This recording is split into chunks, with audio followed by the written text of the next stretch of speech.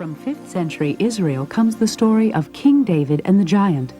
In this story, King David escapes a dangerous predicament by invoking a name, the all-powerful name of God.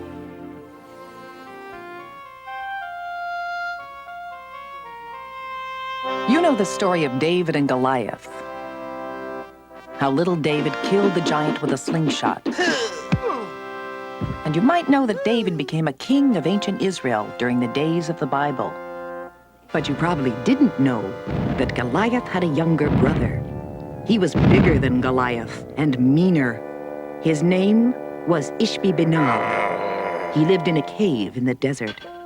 That cave was a dark and terrible place, full of snakes and bats and bones. Ishbi-Benob squatted on a pile of bones, thinking up ways to get even with King David for killing his older brother.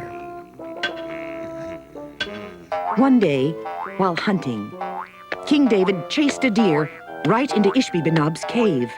Ishbi-Benob grabbed him and chained him up. I'll get even with you for killing my brother. Is there anything in the world that will make you let me go? If you can tell me the name of God, then I'll let you go.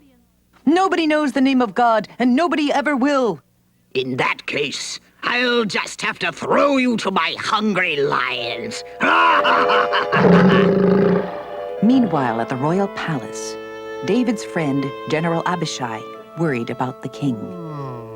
General Abishai summoned 1,000 soldiers and 1,000 horses, 1,000 spear carriers and 1,000 archers with bows and arrows, and they all hurried into the desert to look for King David. Inside the cave, the giant heard a clanking and a rattling and the clatter of 1,000 hooves.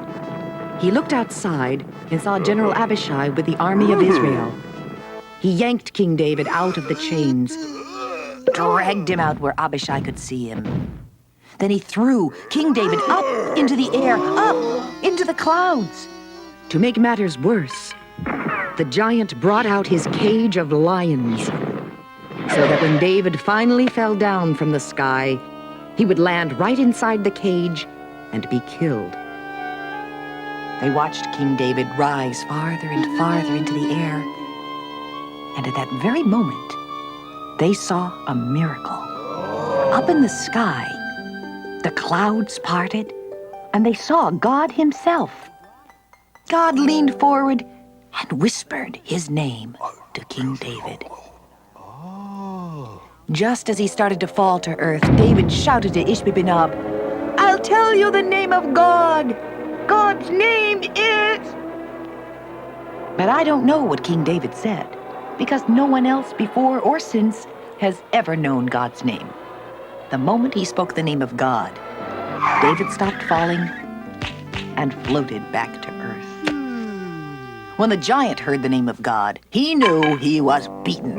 He stomped on the ground, and he stomped so hard that the desert opened up and it swallowed Ishbi-Benob.